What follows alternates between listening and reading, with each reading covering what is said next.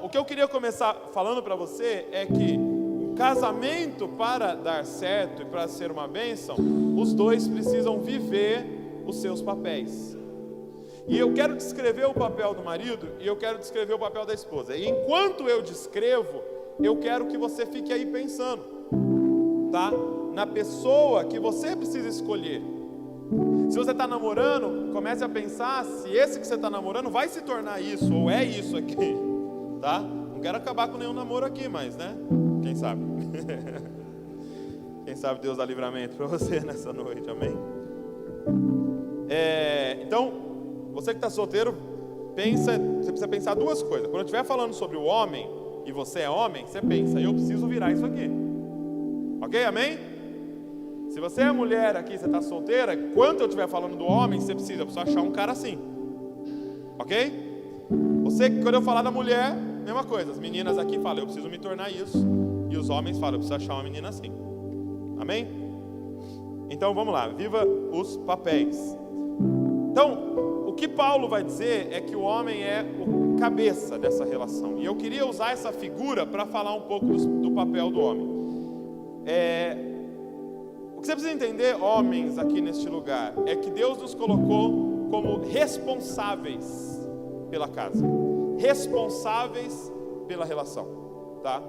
E é diferente de uma empresa, por exemplo. Por quê? Porque na empresa também tem o responsável. Por exemplo, se uma empresa falir, você que é funcionário não tem problema nenhum a não ser ficar desempregado, mas você não tem nenhum problema jurídico, nada vai acontecer com o seu nome não vai ficar sujo, só tem um que vai ter problema, quem? O cabeça, o líder. Só que por que casamento é diferente de empresa? Porque o cara, por ser líder e por ser responsável pela empresa, se der um problema é culpa dele. Assim como no casamento, se der um problema, ouça o que eu estou falando, a culpa é do homem. Amém? Pegou isso aí, homens? Você é o cabeça, ou seja, você é o responsável. Se falir, é o seu nome que vai ficar sujo. Por exemplo, você está diante de alguém e você está com uma pessoa, sei lá, você começa a brigar e essa pessoa te dá um soco. Quem que deu um soco em você? A mão dela. Você briga com a mão dela? Você chega e fala, que você me deu um soco aí, irmão? Vou te pegar a mão. Não, você briga com quem? Com a cabeça dela. Porque quem manda é o cabeça. E deixa eu te falar uma coisa, homens e maridos aqui, futuro maridos. Não interessa se você está mandando ou não, se você é líder do seu lar ou não. Quem vai ser cobrado é você. Quando Deus entra no jardim, qual é a primeira pessoa que ele conversa? Com o homem. Quem comeu primeiro aquele fruto? Quem conversou com a serpente? Quem deu para o outro? A mulher. Sem vergonha. Fica tagarelando, falando com todo mundo. Ela gosta tanto de falar que ela começa a falar com uma cobra.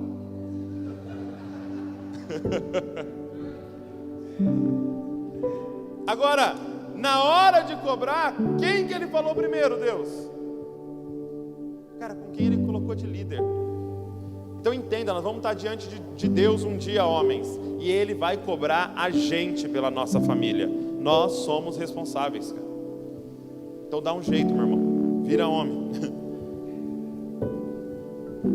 Agora, por que é diferente de empresa? Porque o dono da empresa, ou líder, por ter uma responsabilidade maior, ele tem um salário maior. No casamento não, os dois têm o mesmo salário. No casamento não, os dois têm a mesma herança diante de Deus, mas nós somos os líderes. E aí eu fico olhando essas feministas querendo ser homem, eu falo, meu irmão, fica de boa. Mulheres, enjoy. É a mesma herança, é o mesmo salário, é o mesmo céu, o mesmo reino de Deus, o mesmo Jesus. E nós que vamos ser cobrados com maior rigor, cara. Os homens, não queira ser homem, cara. Pelo amor de Deus, seja mulher. É uma função maravilhosa. Então, homens, nós somos cabeça, responsabilidade, cara. Segundo, o que está na cabeça? Os olhos. Então é o nosso papel como homens vigiar. É o nosso papel como homens estar o tempo todo atento no lar por algum perigo que está vindo, algo que pode prejudicar a família, algo que pode prejudicar o casamento. Então é nossa responsabilidade chegar e falar: o que vocês estão assistindo aí? É nossa responsabilidade com os filhos falar: o que você está vendo aí no celular? Computador no quarto não. Tira o computador do quarto, fica na sala onde todo mundo está vendo. O que é senha? Me dá a senha do seu celular. É a nossa responsabilidade como homens vigiar. Os olhos estão aqui na cabeça, ó. Quando um cachorro está vindo, a cabeça fala para o corpo inteiro: vamos correr. Perigo. Quando tem um perigo, quando tem algo, os olhos avisam e dá uma ordem para todo o corpo de proteção. É nossa responsabilidade guiar, cara. Guiar a família. É ficar de olho e dar direção para todas as coisas. É nossa responsabilidade. Segundo, é nossa responsabilidade ouvir. Os ouvidos estão aqui, gente, na cabeça. Então, homens aqui, e principalmente você que está solteiro, você precisa desenvolver a habilidade de ouvir a voz de Deus. Sabe, por muito tempo nós ficamos extremamente focados em buscar o poder de Deus. Agora, o poder de Deus, gente, é como um turbo no carro. O que um turbo no carro faz? Faz o carro ir mais rápido. Se o carro andava 100 por hora, agora ele vai andar 200 por hora. Agora, imagina ter poder de Deus na sua vida se você está indo na direção errada. O poder de Deus é uma maldição. Então, não peça poder de Deus sem antes saber a vontade de Deus. Então, homens, aqui, nós precisamos desenvolver a habilidade de ouvir a voz de Deus. Por quê? Porque a gente ouve e dá direção para a nossa família. Nós não fomos chamados para deixar nossa família em um lugar confortável. Nós fomos chamados para deixar nossa família no centro da vontade de Deus, cara. E mesmo que o centro da vontade de Deus não seja tão confortável, porque Deus não vai nos cobrar de conforto, mas de obediência. Então você precisa guiar a sua família, você precisa guiar a sua esposa, a sua futura esposa, na vontade de Deus. O que Deus tem para a sua família? Aonde a sua família tem que morar? O que sua família tem que estar fazendo? Você precisa entender o que Deus tem para os seus filhos. Nós precisamos ouvir a voz de Deus, cara, como homens, e dar uma direção para a nossa família. Então, você precisa desenvolver essa habilidade desde já, cara. Você é solteiro? Desde já. Você precisa ouvir a voz de Deus para você poder se tornar esse sacerdote no seu lar. O que também está na cabeça é a boca. Ou seja, é a nossa responsabilidade alimentar a família. E é lógico que eu não estou dizendo simplesmente do pão físico. É claro que você precisa trazer o pão físico, tá? Então, desde já, meu irmão, alimenta a sua namorada, tá? Não vai dividir conta, cara. Eu nunca dividi conta com a Val. Nunca. Ela nunca pagou uma conta. Nunca. Mesmo quando era no JC Pizzaria ali, R$12 a de mozzarella. Eu pagava sozinho os 12 reais. Ah, Douglas, mas está apertado, tal. Vai num lugar que você pode pagar inteiro. Para desde já, cara, você tomar essa responsabilidade. Trabalha com força, cara. Faz uns bicos, arruma um emprego paralelo, trabalha de Uber, dá um jeito. Mas, cara, é sua responsabilidade sustentar essa família, tá? Que a sua esposa trabalhe por hobby, cara. Que ela trabalhe naquilo que ela mais ama, que ela possa trabalhar de graça se ela quiser. Porque você está ali, cara, dando o seu melhor. É claro, gente, que existem várias situações, esposas que ajudam, tal, mas almeje isso, sonhe com isso, tá? Sonhe com isso, mesmo que hoje você não possa. Mas aqui o que eu quero dizer é alimentar espiritualmente a sua esposa, alimentar espiritualmente a sua família. Homens, nós fomos chamados para ser sacerdotes num lar. Nós fomos chamados para saber isso aqui tão bem, a ponto da gente poder dar de comer. Ah, Douglas, mas eu não sou pastor. Cara, se você é homem, você é pastor, porque você vai cuidar de uma família. Cara, a primeira igreja que existe é a sua casa. Os primeiros membros é a sua esposa e seus filhos. Você tem que alimentar a sua casa. Tudo que eu ouço, tudo que eu vejo na Bíblia, a primeira pessoa que eu falo é para Val. É até meio chato dela me ouvir às vezes pregando, porque ela sabe tudo que eu estou falando. Que eu já falei para ela. Ela falou que não, ela falou que ela gosta de ouvir eu pregar. Te amo, viu? Feliz Dia dos Namorados. Então, presta atenção. Cara, nossa responsabilidade é alimentar a família. Eu queria te desafiar, cara. Acorda mais cedo. Vai para um canto quieto da sua casa, homem. Pega essa Bíblia, cara, e começa a devorar ela. E prepara uma marmita para sua família. Prepara alguma coisa para você alimentar a sua família. Tem um tempo livre, ouve uma pregação, cara. Pra você ter alguma coisa para alimentar a sua família. Olha uns vídeos do Dizascope lá e fala para sua família. Desde já, cara, se torne esse sacerdote. Ah, Deus, eu não tenho esposa. Se torne esse sacerdote, cara. Antes. Não precisa ter problema no casamento para ouvir uma mensagem como essa e mudar. Se torne agora, cara. Já, cara, começa a comer da palavra, porque você vai ser um pastor, cara. Se casar, você é um pastor, você é um sacerdote do seu lar. Você é responsável pelo seu lar. Sabe que em 1 Coríntios 14, verso 34, tem um texto que por muito tempo as mulheres brigaram muito com esse texto, assim, porque fala assim, o Paulo fala: mulheres, fiquem em silêncio na igreja. Ou seja, estavam falando de novo no culto, né? Cadê? Ele fala: mulheres, não falem na igreja.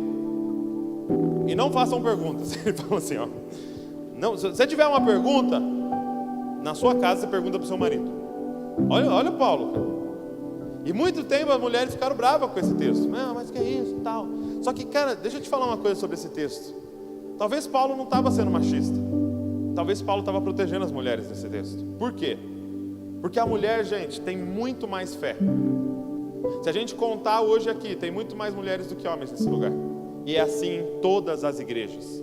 Por quê? Porque a mulher sempre procura ajuda antes. A mulher sempre se submete a Deus antes. A mulher busca muito mais a Deus e tem muito mais devoção a Deus. Muito mais. Você imagina se Paulo não tivesse escrito isso? Hoje as igrejas seriam só de mulheres. Sabe o que Paulo estava fazendo? Ele estava fazendo o seguinte: mulher, você tem muito mais fome.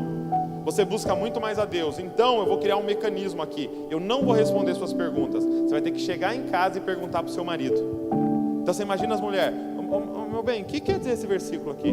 Ele: não sei. Ela falou: então se vira, porque o pastor falou que não vai responder para mim. Isso teve que empurrar os homens para a posição deles, cara, de como sacerdotes do lar, cara. Então, você, menina, busque um sacerdote, tá? Então, quais são os meninos que estão com Bíblia aí? Levanta aí, ó, menino bom aí, com Bíblia aí, ó. Dei um ponto para você aqui, Abner, hein?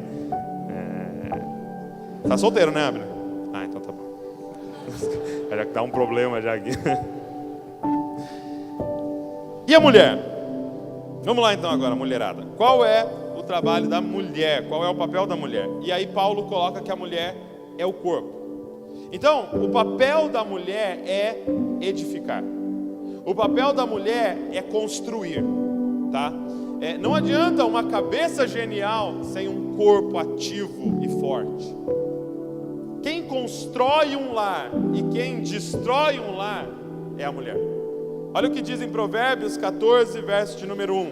A mulher sábia edifica o seu lar, a tola com as próprias mãos o destrói. Então, se o homem tem essa capacidade dada por Deus de ter visão, de guiar, de ouvir a voz, de profetizar, de alimentar, quem constrói tudo a partir daquilo que o homem está ouvindo é a esposa. É a esposa. É você que edifica. E são vocês que destroem. Deus deu esse poder para a mulher de construir. A tal ponto que, por exemplo, qual é a diferença entre um homem e uma mulher, gente? Qual é a diferença entre homem? O que determina se alguém é homem e que alguém é mulher? Sexo? Não? Certeza ou não? Dúvida? A gente pode falar, é o órgão genital, ok? Mas e se um cara fizer a cirurgia e tirar o órgão genital dele? Ele vira mulher? Não! Por quê? Porque qual é a diferença do homem e mulher? O que um homem nunca vai ter? Útero. O lance é que um homem nunca vai ter um útero. Então qual é grande diferencial de vocês, mulheres, diga comigo, gerar. Vocês têm a capacidade de gerar, que nós não temos.